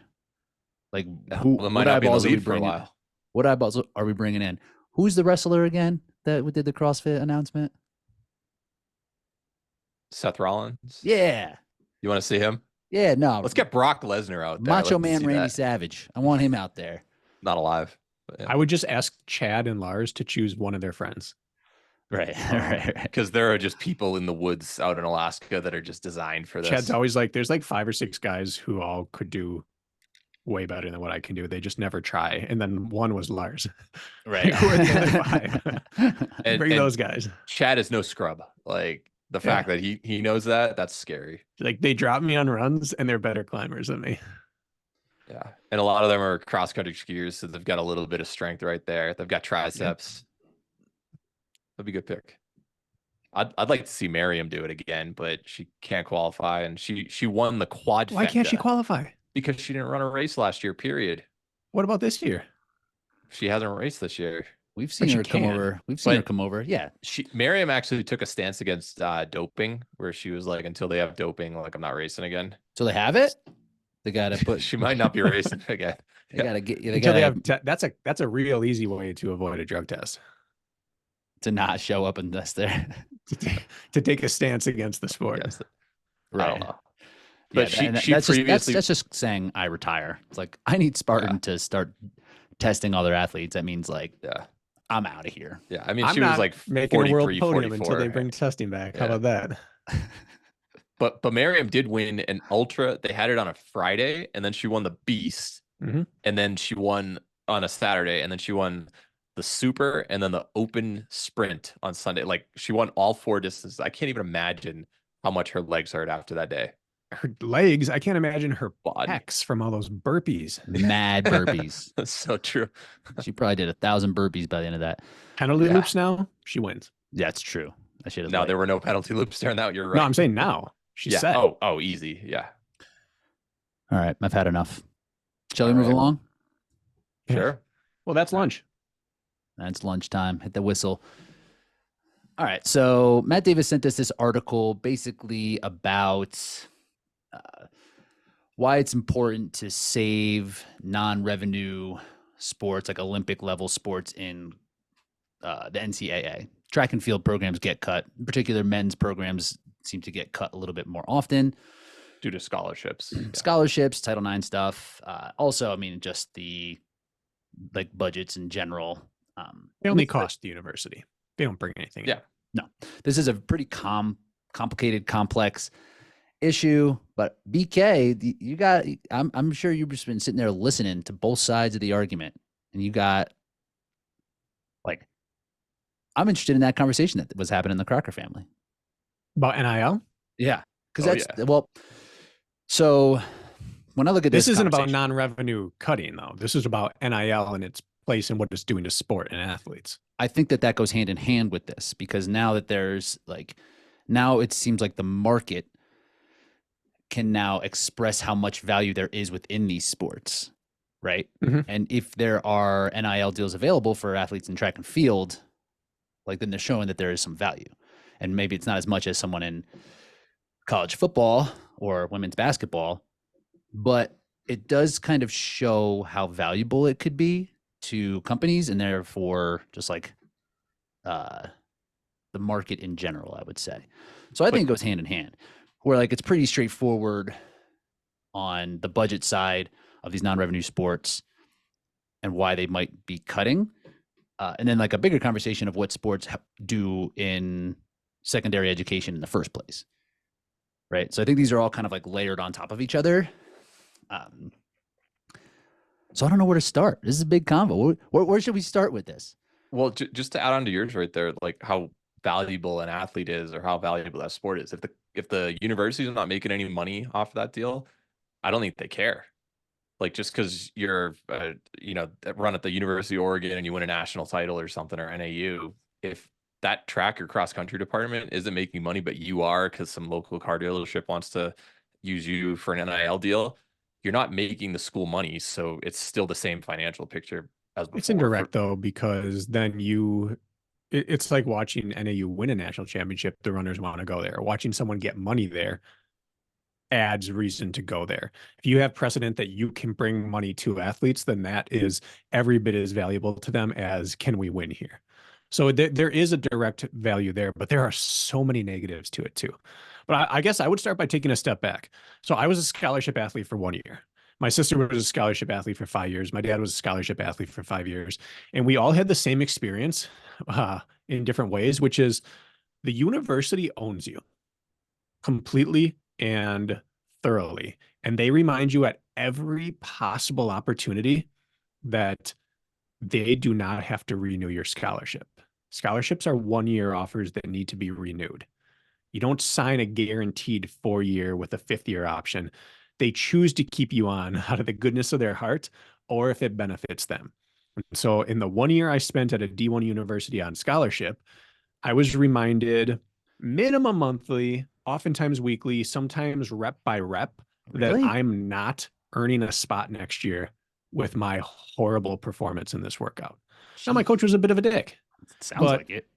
It's not unheard of, and it's used to get athletes to train while injured or to accept role player positions or bench spots. It is common practice to say you have to sit for a year or two in order to earn later, and you're going to play as a senior. But we're not guaranteeing your scholarship for those years. But if you buy into the program and do what we want, by the time we get there, you're going to have a starting role. That's very common practice. And so what this NIL did is it gave power back to the athletes in terms of, if you're a crap human being, I can leave the university because of the transfer portal and because of money available elsewhere. The power has been shifted away from the totalitarian coaches and administrators. And from that side, it's a huge win. But it didn't go like this. It went way over here, where now in recruiting a player or a over-aggressive parent, which is most AAU parents, will come in and say, we have $40,000 on the table from Texas A&M. What can you do to match that? If not, I have to leave. Or a third-year player says, hey, I finally just got offered by this person. Right. If you don't match this, I'm out of here. And now universities have to play this game like, we have to come up with $40,000. And most of the time it's going to come through boosters or community members who are going to give to the program. And now they have to deliver it to the person instead of the program. And so it's handcuffing universities, and coaches, instead of not just being jerks anymore, have to not upset players. And so both sides are not balanced. The old system was severely imbalanced against athletes, and the new system is severely imbalanced against coaches and administrators. It's like free agency when it appeared for the first time. Like you were saying with what are you going to pay me or my kid to be here? I can't even imagine the recruiting issues. I know that Nick Saban, who just retired, he mentioned, he's like, it's just a different sport at this point over the past few years.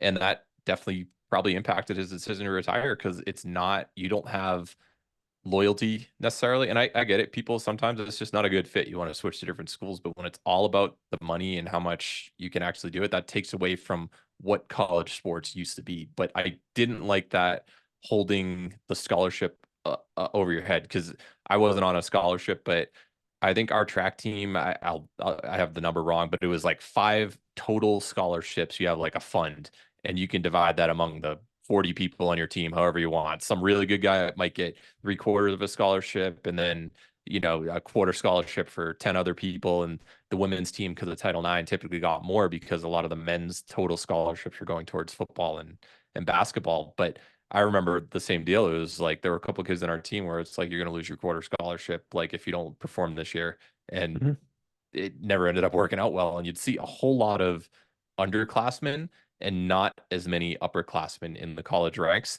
And I think they just kind of were just sick of the process. And it wasn't just in my school. That's just at colleges and universities in general, where you'll see 50% of the roster made up of freshmen, or maybe 40%, and then a bunch of sophomores, and not too many juniors and seniors realistically, because they're either burnt out or they're just sick of having that held over their head and they're not getting the results, and it's just not worth it anymore.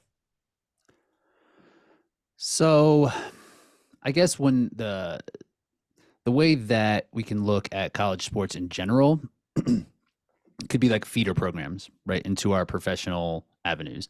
The revenue-based sports, basketball, football, whatever, they're funneled directly into the professional organizations that we have set in place here in the United States or worldwide. Like your sister is a good Sister's example. playing abroad, yeah. Right, she's playing abroad.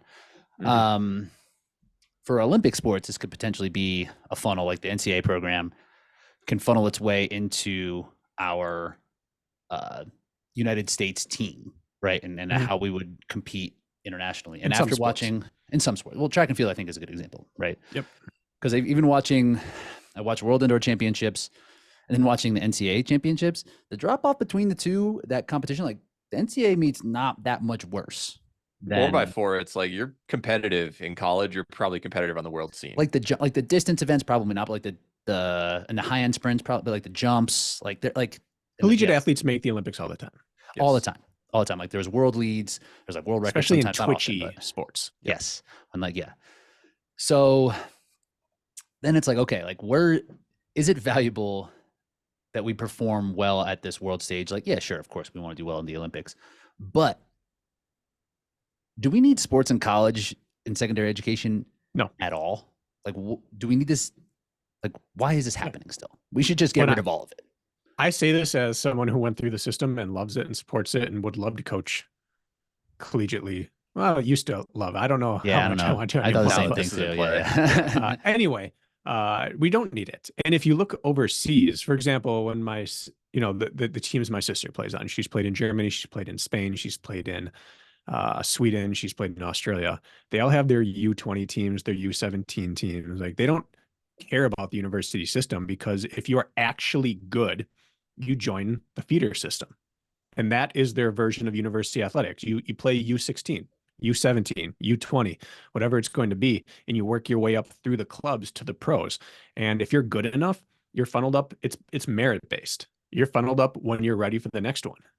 And that's kind of what the collegiate system wasn't designed to be, but is morphing into, where they had to put in the one and done rule because they wanted people to stay, and let's get them for at least a year so they can go on rather than skipping college. And well, they're trying to have both systems right now. It was designed under one operating principle, and now it's operating under another, but it's not designed for it. And so both sides are unhappy. So no, I don't think we need college athletics, because you could replace it with a true amateur or non-amateur system. Who's going to pay for it though? Let's talk about that in a minute. But the like what collegiate sports kind of end up being at these big power schools is like a fund for the school itself. And it's like, do you need what value is this education establishment providing if they need football to pay like the professors and shit? Like that doesn't make any sense to me. Well, that's a greater conversation about the collegiate scholastic system, which is a very faulty system to begin with. And they are building empires on campus when you don't need to, and huge facility.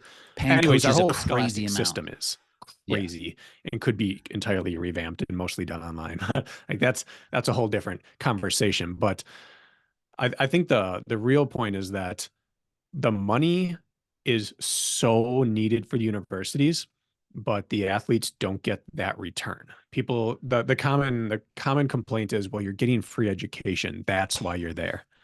It's like, yeah, but the university is getting millions for you. The one thing I think college athletics are needed for, other than entertainment, which is huge in our country, Right. is it is a reliable vehicle for impoverished students to get a college education. It is the most reliable. If you can perform on the athletic field, you can change your life trajectory and your families. And removing that, the scholastic athletic system would immediately change the way that low socioeconomic communities function.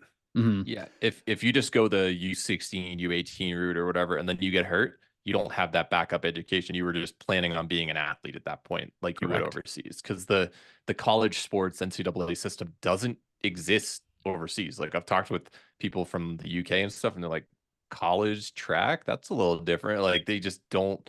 It just doesn't exist. Soccer, you're good at a young age. You're doing that. Gymnastics, it wasn't your sister on like the developmental team or something. Brakken. She's on the U.S. national team. Yeah, and she like from an early age, and I'm sure she could have 12. competed. But if you're competing in college, you're probably either already were a high level athlete, and then you're just kind of done with that phase of your life, or you were kind of missed because you already would have been in that feeder program beforehand if you were truly one of the greats at that time. Yeah, college gymnastics is for the leftovers, and that's a harsh reality. But yeah, they're not going to college to do gymnastics in order to make the Olympics. Yeah. Right. And that was the article that Matt did send over. That was kind of like the greater point of it. It's like, hey, if we get rid of these programs, like track and field in particular is an extremely diverse sport, like it's limiting opportunities for people to get educations.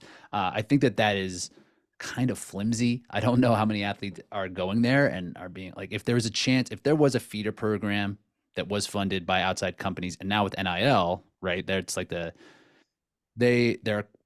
are, it depends on what the NIL is coming in and funding them for. Are they funding it so that they come to the school that they want them to go to, or are they funding them to like raise the awareness of the brand that they're representing? Whatever. Like, is there value in like a sub level of competition, like a feeder program that can be funded, that where there is value there for people so that they can pursue a professional route and kind of get paid, maybe not what professional wages would be because they're just astronomical anyway, but paid like something competitive, right? So they can come through. Yeah. I don't even think we need paid, because you see it with soccer and baseball that the vast majority of high level pros are identified out of feeder programs and don't even make it to college. They're already snapped up into the minors prior to that. But the problem is that, and I just made the argument of, if we remove scholarships, we remove a pipeline to higher education for impoverished communities. However, that's like saying if we remove tipping, we remove the ability for waitresses to earn a good living, right, or a passable living. We're now to blame for a bad system that's We're plugging this hole that shouldn't be there in the first place. Yeah. Right. What it speaks to, the greater problem is that there's no good route for impoverished students to get a higher education. And so we're putting a Band-Aid over it with athletic scholarships, just like restaurant owners were extremely greedy and put paying their staff on the patrons. It's a bad system, but if we take it away, we hurt good people. But the system shouldn't have been in place in the first place. And that's how I feel about the scholarship. Like if we take it away right now, there's not a better system in place, but the system in place sucks. Yeah. If you're from like a small town or, lower middle class, whatever, and you just don't really have the financial means, or your family doesn't, and then you take this tour, you're a really good athlete, and you go to some SEC stadium and you're like, whoa, this is crazy. And they're like, come here, we'll pay for you. We'll give you a little extra money, but they're holding that over your head. You better perform. You're basically a pawn for us so that we can make more money on our TV deals and stuff. That's what they're really after, to make more money from outside sources as a result of athlete performances. Like the amount of NIL income that these athletes are making, or I guess before NIL, the amount of value that they were bringing to the university was so much higher than the scholarship that they were receiving, and that free education is the value that they were told. I don't think that it was an even playing field. And now, Brakken, you mentioned it's just so far in the opposite direction, that what type of value is there? Like if you, I don't know, like NIL is just closing that gap so that they can actually get the value that they deserve, because they're bringing more to the program than the scholarship would be worth. Right. And like these schools are so astronomically overpriced because of how inflated they've become, like paying all, like getting these facilities, paying for these professors, for these things that like aren't necessarily in the benefit of like the education. It's just a business. You're right? floating the ecosystem rather than paying for a high quality education at many of these places. Is it basically like the pandemic and how everyone realized, oh my God, we have so much office space and like we have to pay for this. We built all these big skyscrapers and stuff. It's kind of like the athletic system or, you know, all the giant facilities and their giant scoreboards and the amazing locker rooms and training facilities. And it's like, crap, we have to pay for this. How are we going to do this? And now we need all these athletes. And it's all interconnected that way. All that to be said, in the current system, we've never seen parity like this across the board in major sports at the NCAA level. Because of the transfer portal and NIL, any university can snag any talent, combined with the ability of social media to find athletes. We've never seen such parity across the board. Like Alabama's years of winning everything is gone. UNC and Duke being number 1 and 2 every year are gone. UConn's women, gone. Because you're not willing to sit on the bench for 3 years for the chance to win one national title. You're going to go somewhere else. So it has increased the mid-majors and the small schools' earning ability, but it doesn't change the fact that we're operating under 2 sets of principles and they're both faulty. Right. Is that better for the product? Now it's like instead of 4 good teams, we have 300 shitty ones, 300 mediocre teams. Just like college, just like March Madness, you're loving it. And what we see in the tournament right now is disjointed play because you don't get 3 years to build chemistry together. Right. Yep. You're guaranteed with 1 year. And so you can't put in the systems in place. And there's a lot more isolation and there's a lot more athletes playing to get theirs.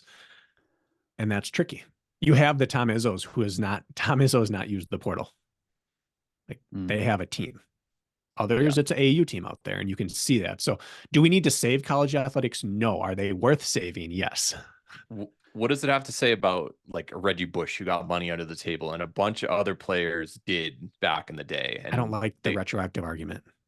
Okay. Well, I'm saying like it still existed at one point, and now it's just publicly known. Well, I guess they're not really breaking the rules at the time. I'm boycotting the Heisman until Reggie gets his. Is like, well, he broke the rule intentionally. Yeah. Others did too, but he got caught. And just because it's legal now, like we don't go through and wipe out drug offenses in cities where those drugs are no longer illegal. Yeah. Right. You can't apply today's rules to the past. Correct. When they weren't applicable then. Yeah. Yeah. But I guess what I was saying is like we found out how much they were getting paid and stuff. Is NIL, are they required to have some transparency there, or it can still be under the table? No, I don't think so. An article I was reading. There's tax implications for all of it. So it's a personal business. I think it's but it's like a personal business going to a person. I can't look up your taxes though and like find out what you made. So it is, it's pretty private, legally. Yeah, it's all legally known what they're getting paid, but not publicly known, I guess. For the most part, I believe that's the case. Okay. Yeah. I'd just love to see if it I wonder how if it was not college sports, college basketball, and it was just like a league under, like the G League is now, and like the same players who would be playing in the NCAA, it probably would do worse. Same with football, right? Like in terms of spectators, because you don't have your colors and your jerseys and all this to root for. But man, I would just love if it went away and all these universities just crumble to the ground. And it's like, then you have to make the university actually valuable for what it's supposed to be and not this big money-making machine around taking advantage of youth athletes. Yeah, that's an interesting point on like the not wearing your team or so. Because everybody, you what's your town then? Yeah. Right. Everyone wears their town colors in overseas. True. It could be like, like football. Football right? clubs, right? If that could be for American football or for track and field. Yeah. Our country at large is in need of an overhaul for our whole scholastic system. The post-secondary education is a mess, and it is ballooned into secondary education. Also, just they need to change what they're teaching. Correct. So the high school and college system needs to be overhauled. And the quickest way to get that done would be to remove sports, because then the system is cut off at the knees. Like Rich said, it'll just collapse down like a house on stilts. And then they'll have to refine down, just like COVID did with work from home, refine down to what actually works. But in the meantime, there's going to be a lot of students left in the lurch, a lot of communities that are left in the lurch. And until there's a good, solid system, we either need some sort of implosion or you need to plan it out. And so far, there's so much hysteria around college sports, so many boosters, so many alumni that there's enough movers and shakers that will block things at every move. But our system is bloated. It is not useful. All these TV networks, they have 10-year deals for billions of dollars and stuff. It's not going anywhere anytime soon. They just happen to introduce NIL at the same time. But I don't think that you're going to see this implosion in the next decade because they have these deals. And people, you don't think that some really athletic hotshot athlete doesn't want to be on national TV when they're 18, 19 years old? Like if they're really good at sports, they're still going to go and compete in these things. Everyone knows the issues with football and injuries and stuff. People still play the sports. I don't think it's going anywhere just because there's no alternate pathway. There's no pathway. If there was an alternate pathway, like potentially. What it'll lead to is only major sports remain, which is part of the issue with that, is that cross country will be left behind. Lacrosse will be gone. Things like that. Gymnastics will leave. Do you think they could exist as club, as semi-pro? Healthier as club. Yeah. Right. Like, for example, how many times did we skip class, Rich, you or I, in college because of track or cross country? How many times did we have a reason like, oh, I'm just not going to go today. I'm sore. I've got a big whatever. Like if it's more than one, that's too many for someone who's not trying to make their living as an athlete. Mm-hmm. It's the lines are blurred in these non-power, non-revenue, non-professional pathway sports. I should never skip class for my degree because of Division III running. Shouldn't happen. Right. If I was part of a club, I would fit the club in where it was healthy in my life. If I was part of a D3 program, I might get chewed out by my coach and have a terrible night and not go to class because his job depends on it. Like it's a bad system. But it provides so much good for so many people that we have to have something in place first. How do you weigh it out? Right. How do you weigh it out? Now they have different scholarship types, athletic versus academic based, and then NIL is kind of just sugar on top. How totally separate. Yeah. So that makes, so could these athletic departments be like, hey, we don't have to give out any athletic scholarships if we know NIL, some outside booster is going to be paying them, and then they save money that way? Is that kind of what's going on? Yeah, but those boosters won't support non-name players. Yeah, like the backup punter isn't getting money. They're looking for quarterbackers, because what value is that person? Plus, they got Instagram followers. Well, on the average team, it's like one person has NIL. Okay. On major teams, it's like 3 or 4 have it. Like it's hard to even find 5 starters who are getting legitimate NIL. Are you talking football or like revenue-based sports? Or okay. Oh, I was talking basketball just now. Okay. I was thinking track first. I'm like, I don't think 5 track athletes are getting NIL deals. Depends on it's small stuff. Yeah. Could be something. I don't know, fellas. I think it's also really bad, and this is opening up a can of worms, but it's really bad from the female side, because the quickest way to NIL money as a female is to show skin on Instagram. And I think that is a slippery slope with 17, 18, 19-year-old young, impressionable college girls who not only does that open up the door for a lot of attention in their life that can be very unhealthy, but at an age where we have scientifically been proven not to have the ability to make fully fleshed out decisions yet, you are cementing pathways in your brain that's how you receive your attention and your success. Right. So I just really don't like college freshmen and sophomore taking the Instagram model approach to success in life, because that sets you up way worse for life than like a year or two of partying would. Maybe. Which is the usual issue. It's still new. Who knows? Maybe everything's going virtual. You'll be better off set. Who cares how you operate in real life? Just I'm on Brakken's side on this one. It's a slippery slope. Oh, for sure. The guys don't have to do thirst traps to get followers. For females, it's the quickest way to followers, which is the quickest way to money. And I just don't know who would advocate for that for their 18-year-old. Yeah, agreed. All right. Anything else we want to talk about? Thanks, Matt.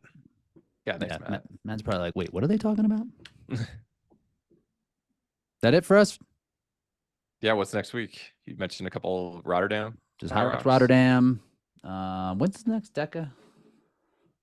That is April 20th in Anaheim.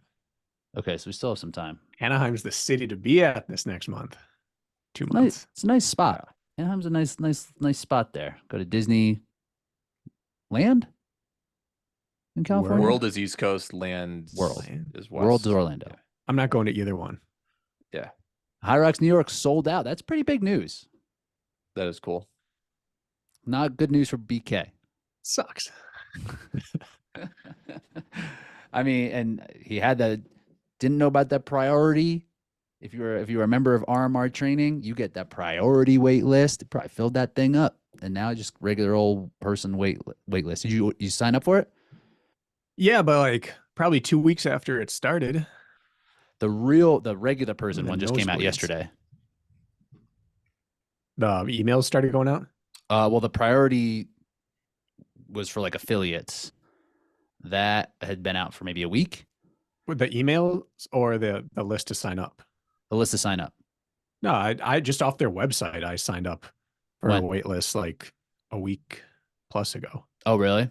Yeah. Yeah, I don't know. Maybe, but that shit ain't priority.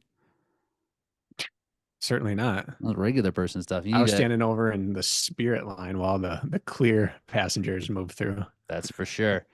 But that's interesting. I mean, what do they sell out an event? Do we know how many people? It has to be. Is this a venue size issue? Yeah. Is it venue dependent? What's the biggest U.S. Attendance total that they've had so far? Because I know overseas, aren't some of the UK events getting like 12,000 for a two-day over the course of 2 or 3 days? Yeah, and that could be like the same people, whatever doubles. Still. I don't know. I don't think there's been 5. Has there? 3,500 to 5,000, I would guess. Here's what my greatest fear is, Rich. I get there, I get in, I get there, and we're going lane style back and forth on the runs, and I don't get to wear the rebellions. Oh, you wouldn't do it too tight of turns? If they're hairpins and stuff? Yeah. What would you wear? Multiple pairs. I think that's RC lead time. Oh, yeah? Or no. RCs are these. Yeah, I was going to say. You'd love to wear those things. Yeah, just carpet's the only... I haven't pushed pro weight in those. Brakken, if this whole Hyrox thing doesn't work out, you can always go to Big Bear. Same weekend. Come to Anaheim. Yeah, or maybe try to get on the next launch to the moon. Oh, okay. Come to Anaheim, throw down, get in that last chance qualifier, let them know. I don't even want to be in the last chance qualifier. I want to get a rust buster, Rich. No. And then Chicago in fall, rip something. Toronto. Go 68, then 57. That's what you're doing. Yeah, if we're putting numbers to it, I'd like to be like 62 to 64. That'd be great. Learn what you got to do, put it in 2 more months, and then try to run something quick. And get on like a 55. Hit a Maastricht. Get a 55 in your belt. Don't go to Spain. Why wasn't I in Nice? That's exactly. There's Toronto, October. Yeah, but that's too far. Yeah, that's the same weekend as OCR Worlds. What a terrible conflict. Is it? I mean, if you're into OCR and like, it just sucks for first ever event. It sucks for Jesse Canada. Bruce's podium, Austin Hayes. Like, not great for Jesse. Yeah. Isaac Sanderson. Yeah, it sucks for the Canadians. Like, hey, we get one, but now you can't do OCR Worlds if you want to do it. And that's in Mammoth again? California, TBD. But just somewhere in California. It's got to be Mammoth. Yeah. Maybe. Don't buy your flight because we don't know. All right, squad. Thanks for hanging in there. Again, if you're interested in supporting us through Patreon, you're going to get live streams. We've got a Facebook group. We're getting most of the people in there now. Again, Meta just makes it so hard to get people into private Facebook groups. Now they care about your protection, just to getting it into groups. Other than that, they'll take your data, put it everywhere. But to get into private Facebook groups, they make it a challenge. So we're getting everybody in there. You can be part of that conversation, get these live episodes as we're cooking them up. Anything else? How's night school, BK? We're cooking up there too. Ooh. Week 1 was good. Tomorrow night is week 2, and this is going to be a good episode. This is where we dive into what all the pro groups are doing with their threshold training, and we just break down with perfect athletes, perfect funding, perfect drugs. What does threshold training look like at the highest end? And then after that, we're going to translate it to how do we do that for us? Do you get up there and just be like, hold your applause. Let me finish. Hold your questions. And then you just Never. talk. Hold the questions. You can clap the whole time. There was this, when I was working at Brooks, there was this guy, we were doing like a lifestyle brand. And they were cool, but he would like put on this thing and he would like basically tell us to clap. Like, you can applaud. And we'd be like, oh, okay. I want you to do that, BK. And now, sickening. After that point that I just made, this go ahead would be and applaud, the time please. to a rousing round of applause. Yes. Yes. All right. We'll talk to you guys soon. See you, boys.